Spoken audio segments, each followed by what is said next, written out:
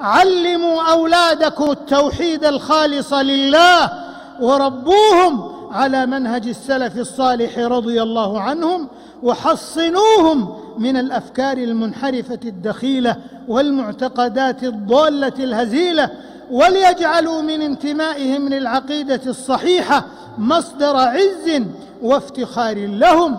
فخير الأمور السالفات على الهدى، وشر الأمور المحدثات البدائع. ألا ما أحوج الأمة إلى الفيئة إلى نور الوحيين والاجتماع على الكتاب والسنة والتزام منهج سلف الأمة لتحقق خيري الدنيا والآخرة.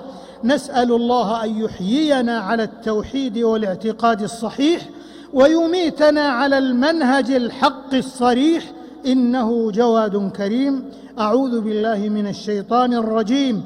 وأن هذا صراطي مستقيما فاتبعوه ولا تتبعوا السبل فتفرق بكم عن سبيله، ذلكم وصاكم به لعلكم تتقون.